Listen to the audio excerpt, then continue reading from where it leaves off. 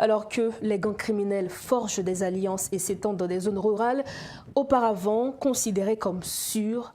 Et pour en parler, le directeur de l'Office du Haut Commissariat des Nations Unies aux droits de l'homme en Haïti, M. Arnaud Gustave Royer, est sur le plateau de Métro News ce soir. Bonsoir. Bonsoir. Merci de votre disponibilité. Et merci pour l'invitation. Alors, dans votre rapport, vous avez fait mention de 350 personnes qui ont été tuées, 226 blessés, 1118 cas de kidnapping. Au total, 1690 personnes qui ont été victimes des exactions des gangs. Quelle est la méthode que vous avez utilisée pour réaliser ce rapport?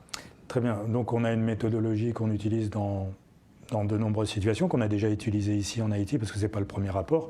C'est-à-dire qu'on a des équipes qui se déplacent à travers le pays, et on a fait plusieurs visites dans l'Artibonite, notamment au Gonaïves, où on est resté on y est allé plusieurs fois, et on a pu interroger un peu plus de 95 personnes, parmi lesquelles des victimes directes de ces violations, des acteurs étatiques, des représentants de l'État, que ce soit représentants de la police, représentants de la justice, et des membres de la société civile, et aussi des acteurs qui fournissent des services, notamment services de santé et autres. Donc on s'appuie sur des témoignages, on va dire. Des témoignages directs et aussi des témoignages d'acteurs.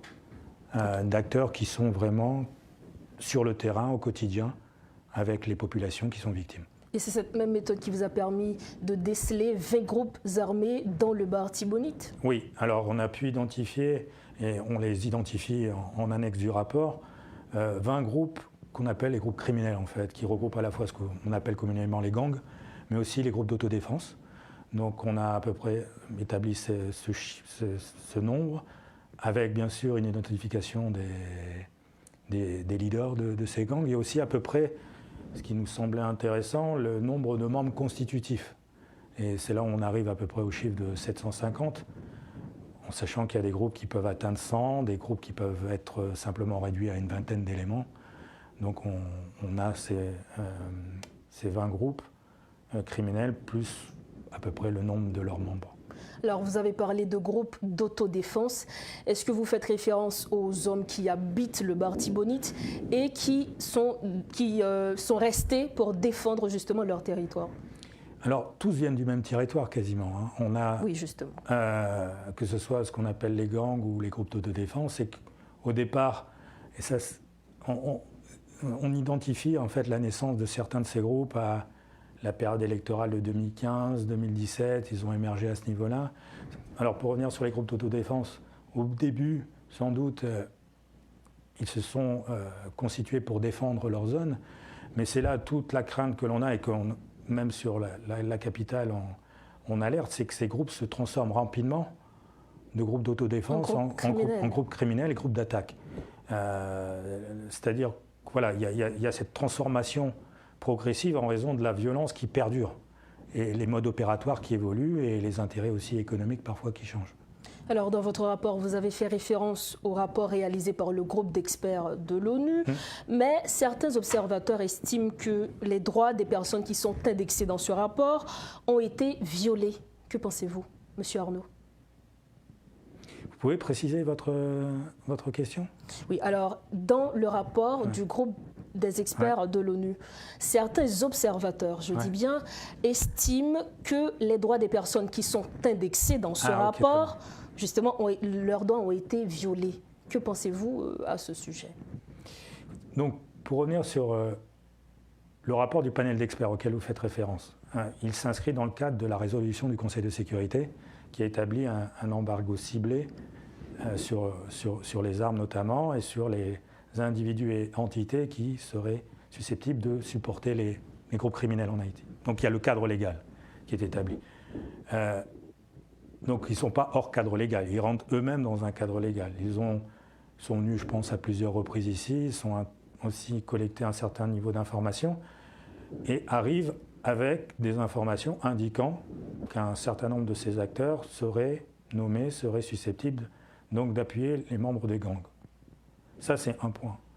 Le deuxième point, c'est que le mécanisme de sanction en soi aussi, parce qu'on y fait référence, nous on demande simplement à ce que le Conseil de sécurité mette à jour la liste, mais on pourra peut-être y revenir par la suite. Mais il y a un mécanisme, et c'était une question qui m'était posée ce matin, d'entrée, donc d'être listé, mais aussi un mécanisme de délisting, ce qu'on appelle.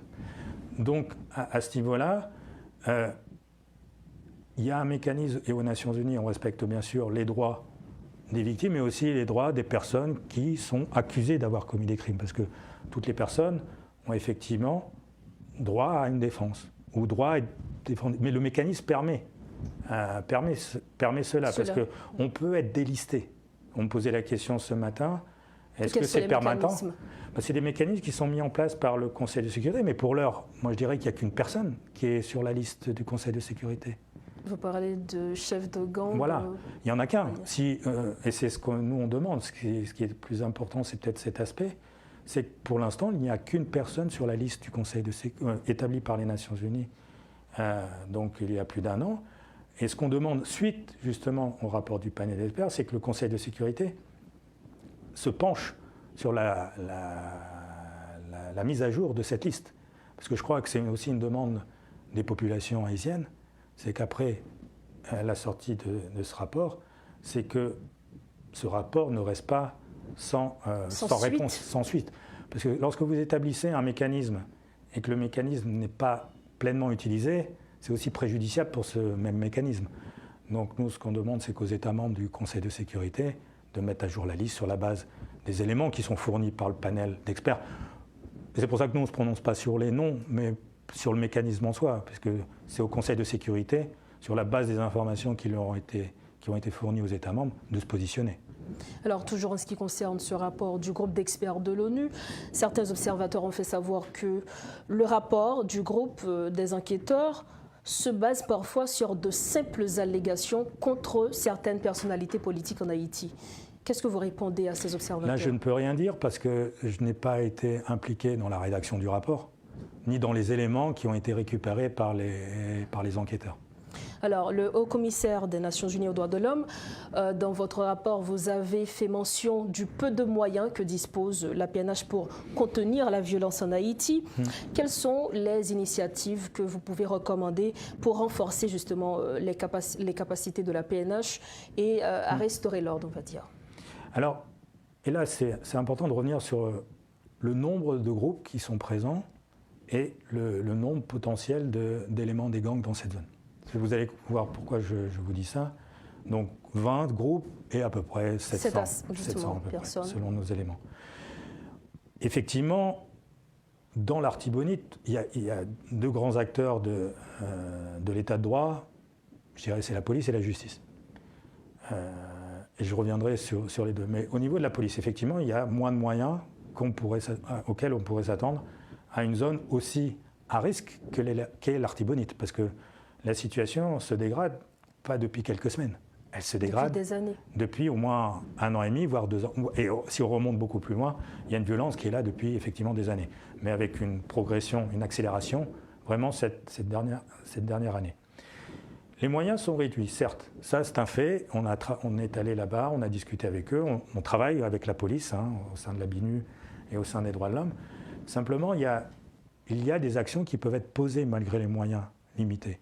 Le rapport identifie par exemple la manière dont les gangs opèrent pour kidnapper. Dans l'Artibonite, il y a des points, je dirais des zones à risque, mais pas toutes ces zones sur les routes sont à risque. Donc il y a la Croix-Péris par exemple, cet endroit, il y a d'autres endroits qui sont des passages obligés des commerçants et des usagers de la voie publique. On les connaît ces endroits. Il n'est pas impossible, malgré des moyens limités, à augmenter une présence policière dans ces endroits. On sait aussi, on établit ça dans le rapport, la partie sur les alliances, qu'il y a des alliances entre groupes et que certains groupes se replient sur la ville des Gonaïves. Un contrôle de la route des Gonaïves n'est pas impossible, puisqu'on explique qu'il y a un groupe qui est connu et qui se replie, donc qui opère dans certaines zones et se replie sur la ville. C'est des actions donc, qui peuvent être menées. Et c'est un message aussi que l'on envoie, parce que l'une des recommandations est bien sûr pour nous le déploiement rapide de la mission multinationale d'appui à la sécurité, mais c'est un moyen. Il y a parallèlement à ça d'autres actions qui peuvent être menées, malgré des moyens limités. Je vais revenir maintenant sur la justice, permettez. Concernant la justice, si vous vous rappelez, en septembre-octobre 2022, des manifestations ont touché l'ensemble du pays, dont les Gonaïves. Au cours de ces manifestations, donc, certains éléments des gangs ont attaqué le tribunal, les tribunaux en fait, les différents sièges des tribunaux des Gonaïves en détruisant matériel, saccageant les installations, brûlant les dossiers. Ça fait plus d'1 an qu'ils sont dans cette situation. Donc effectivement, ils sont logés, quand on les a visités, ils étaient dans un ancien entrepôt de la MINUSTAH, de l'époque, où ils sont logés là, impossible de travailler dans ces conditions. Donc vous voyez, c'est des actes, les reloger ou réhabiliter peut-être une partie du bâtiment ou les reloger ailleurs, ce n'est pas impossible.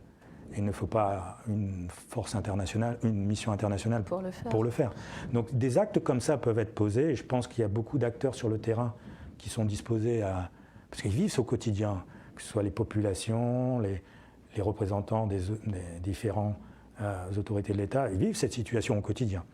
Non, c'est des actes donc, qui peuvent être posés dans l'attente du déploiement de cette de cette mission multinationale. Alors, M. Roy, est-ce que vous pensez qu'il s'agit d'une simple question de volonté ou le problème est au-delà de cela, si l'on tient compte des personnalités politiques dans le Bartibonite qui sont impliquées dans ce rapport, qui sont indexées dans ce rapport?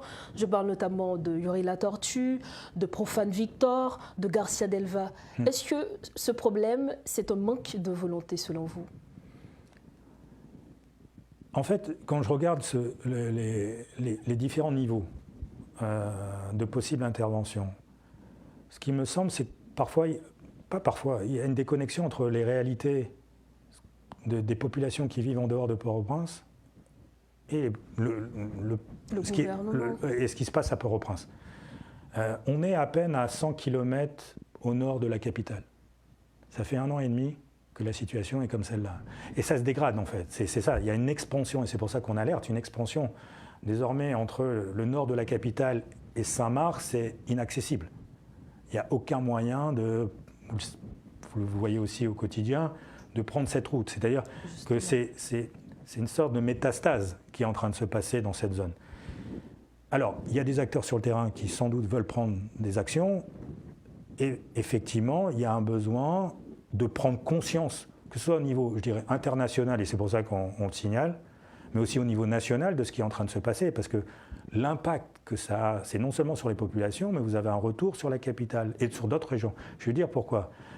Dans ce rapport, on mentionne aussi un nouveau type de victimes, les agriculteurs, les populations qui cultivent la terre. Qui vivent de ça, notamment. Qui vivent et qui produisent aussi. L'Artibonite, comme vous le savez aussi mieux que moi, est un des greniers du pays. Justement. Et lorsque vous voyez que les acteurs, donc les gangs, ciblent les acteurs du monde agricole, que ce soit sur l'extorsion, le rançonnement pour accéder aux terres, le vol des récoltes quand il y en a, empêcher les mouvements de commerçants, notamment les Madame Sarah, qui ne peuvent plus circuler, donc qui ne peuvent plus alimenter les marchés, les attaques sur les canaux d'irrigation. Vous apercevez que s'il n'y a pas déjà une prise de conscience, mais des actions qui sont menées pour permettre et reprendre le contrôle de cette zone, l'impact n'est pas uniquement pour l'Artibonite, mais pour l'ensemble du pays. Et je pense que ça se sent aussi sur la capitale et sur d'autres régions avec une inflation. Il y a plusieurs raisons à l'inflation, mais quand vous ne pouvez plus circuler et commercer... La question de sécurité... Oui, il y a un impact, je dirais, mécanique sur la vie au quotidien des acteurs de Port-au-Prince. D'où l'intérêt des acteurs de Port-au-Prince qui peuvent décider de prendre effectivement les décisions qui sont nécessaires.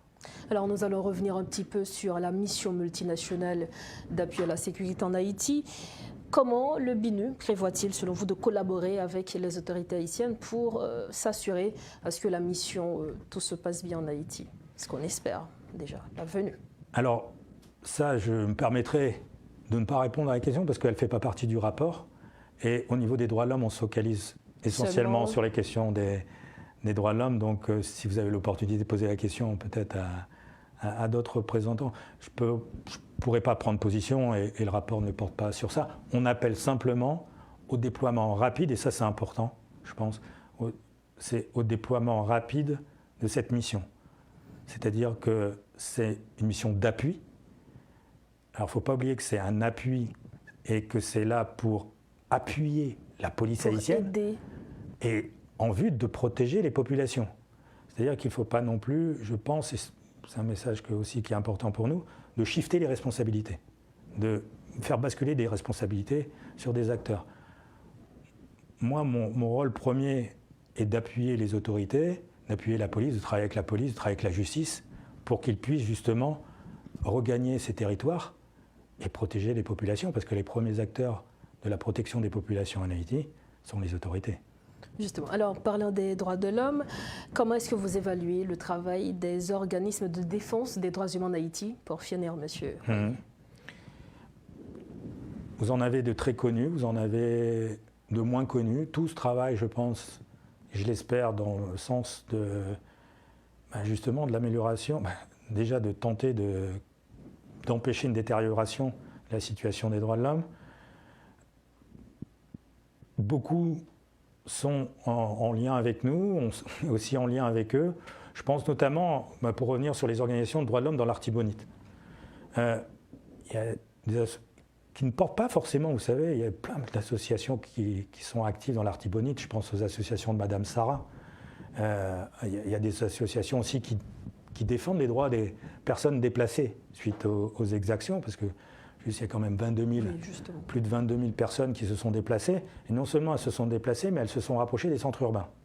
Donc en mettant une pression supplémentaire sur les familles. Et donc vous avez plein de groupes, eux-mêmes se forment en groupe pour essayer de défendre leurs droits, de se faire entendre. J'ai régulièrement, quasiment tous les jours, moi, des appels arrivant des associations de l'Artibonite, demandant à ne pas être oubliés, à être appuyés. Et au lieu de parler en général des organisations de défense des droits de l'homme, je vais parler de celles-là et mettre l'accent sur ces groupes, parce qu'elles sont là, elles ont besoin d'appui. C'est une demande aussi que l'on fait cette fois-ci aux agences des Nations Unies. Et vous voyez, on ne fait pas que des recommandations aux acteurs internationaux, aux acteurs nationaux, mais à nous-mêmes et à d'autres. C'est aussi parfois d'adapter les programmes d'intervention, c'est-à-dire que les programmes humanitaires sont vitaux, effectivement, dans des situations d'urgence. Mais par rapport aux associations paysannes qui ont perdu leur moyen de vivre, de faire vivre leur famille et leur entourage, c'est qu'on recommande que des mécanismes, des programmes de résilience, qu'on sorte un peu aussi à côté de l'humanitaire, qu'on puisse ouvrir d'autres programmes pour aider ces populations, bien sûr, à réagir face à la situation actuelle. Mais aussi, il faut se projeter. C'est-à-dire que l'humanitaire n'a pas vocation à durer. Et donc, si on ne se projette pas tout de suite sur des programmes de résilience, si on n'appuie pas ces organisations locales, on risque d'aller au-devant de plus graves catastrophes. Si vous regardez déjà la situation en termes de sécurité alimentaire, c'est des chiffres qui arrivent de l'agence du PAM.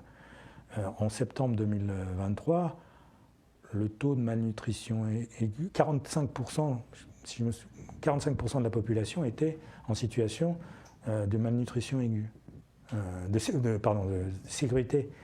d'insécurité alimentaire aiguë. Pardon, excusez-moi, je précise. Et des terres cultivées étaient abandonnées. À cause de déplacement. Voilà. Il faut aider ces groupes, parce que c'est elles qui font vivre. C'est l'ensemble de la population. Et donc les programmes, au niveau aussi de nos propres interventions, doivent aussi penser et passer par ces associations, par ces acteurs qui sont en fait le filet de sécurité aussi, de sécurité humaine, je dirais, de la région, voire plus largement du pays. Merci infiniment, Monsieur Arnaud Gustave Roy. Merci beaucoup. Alors, on le rappelle, vous êtes le directeur de l'Office du Haut-Commissaire des Nations Unies aux droits de l'homme en Haïti. Avec vous, nous avions échangé sur ce rapport de l'ONU qui indique que la violence des gangs en Haïti se propage et vous avez profité de cette occasion pour appeler au déploiement rapide de la mission multinationale d'appui à la sécurité en Haïti. Un nouveau rapport de l'ONU publié ce 28 novembre détaille une nouvelle et choquante augmentation de la violence des gangs en Haïti. Alors que les gangs criminels forgent des alliances et s'étendent dans des zones rurales, auparavant considérées comme sûres. Et pour en parler, le directeur de l'Office du Haut Commissariat des Nations Unies aux droits de l'homme en Haïti, M. Arnaud Gustave Royer, est sur le plateau de Métro News ce soir. Bonsoir. Bonsoir. Merci de votre disponibilité. Et merci pour l'invitation. Alors, dans votre rapport, vous avez fait mention de 350 personnes qui ont été tuées, 226 blessés, 1118 cas de kidnapping. Au total, 1690 personnes qui ont été victimes des exactions des gangs. Quelle est la méthode que vous avez utilisée pour réaliser ce rapport? Très bien. Donc, on a une méthodologie qu'on utilise